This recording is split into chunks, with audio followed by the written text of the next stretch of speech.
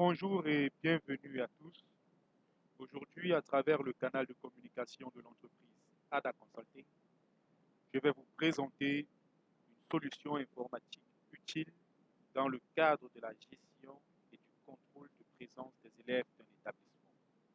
Pour toute prise de contact, n'hésitez pas à nous contacter via notre adresse email contact@ada-consulting.cm ou alors tout simplement en utilisant les numéros de téléphone affichés. Passons maintenant à la présentation proprement dite. Proprement dite se présente ainsi. Elle comporte 4 feuilles, une feuille paramètre, une feuille registre de présence, le taux de présence ou alors le pourcentage minimal de présence que doit atteindre chaque élève, les différents jours qui seront considérés comme des week-ends, c'est-à-dire le dimanche par exemple, et aussi pour certaines écoles, le samedi est souvent considéré comme un jour de travaux dirigés, alors n'est pas toujours considéré comme un week-end. Pour ce type d'école, nous avons également la possibilité de mentionner les samedis, les jours de la semaine qui sont considérés comme des week-ends. Dans l'exemple échéant, nous avons ici le premier samedi du mois et le troisième samedi du mois qui sont considérés comme des week-ends. Le deuxième et le quatrième samedi du mois n'étant pas considérés comme des week-ends. Nous avons aussi sur ce tableau à entrer les différents jours fériés qui sont inclus dans notre année scolaire. Quand toutes ces données sont entrées, ces données doivent être entrées de façon exacte pour que nous n'obtenions aucune erreur dans les rapports qui seront générés automatiquement. Après que cela soit fait, nous venons sur la fiche registre de présence, que nous pouvons aller naviguer à la fiche registre de présence tout simplement en cliquant ici. Et dans cette fiche registre de présence, nous avons les différents élèves. Nous pouvons entrer jusqu'à 50 noms d'élèves. Et pour chaque élève, maintenant, nous mentionnons s'il est présent, nous marquons un P.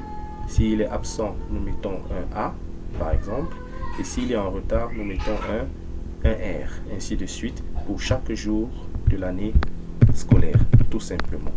Quand cela est fait, ça c'est la seule chose qui doit être faite dans la feuille registre de présence par le titulaire professeur ou alors par la personne qui est en charge du registre de présence. Dès que cela est fait, les rapports sont générés automatiquement où nous avons ici un rapport global de présence des élèves de la classe pour toute l'année scolaire allant de décembre au dernier mois de l'année scolaire qui est juillet.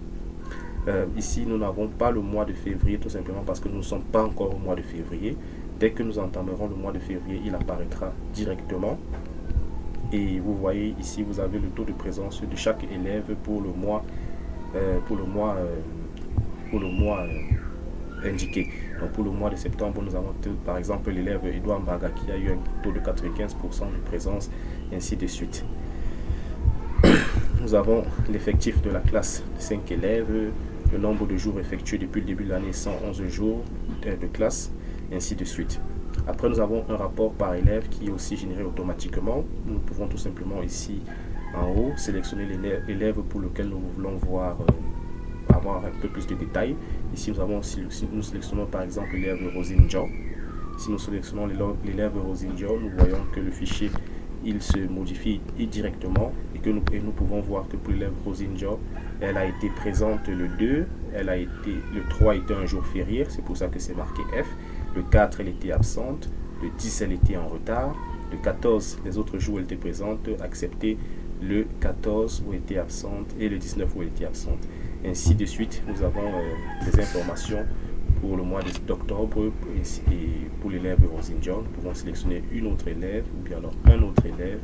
Si nous prenons par exemple l'élève Junior Camden, nous voyons que lui, il a pour la plupart du temps été présent. Rarement. Nous pouvons voir ici s'il a été en retard au mois de septembre, aucune fois. Voilà, il n'a jamais été en retard, il a toujours été présent et il n'a aussi jamais été absent. Voilà, ainsi nous avons un tableau nous avons un rapport qui est généré automatiquement. Aucune entrée ne doit être faite ici, ainsi que dans le fichier rapport global. Nous obtenons tout simplement les résultats qui sont les résultats des analyses qui sont faites à partir des données que nous entrons dans notre fichier registre de présence en fonction de ce que nous avons entré dans notre fichier paramètres. Dans le fichier paramètres, les données, comme je dis d'entrée de jeu, sont à entrer une seule fois au début de l'année scolaire et c'est terminé. Comme je vous le disais, pour toute prise de contact, n'hésitez pas à vous orienter vers moi. C'est ici que que cette présentation prend fin.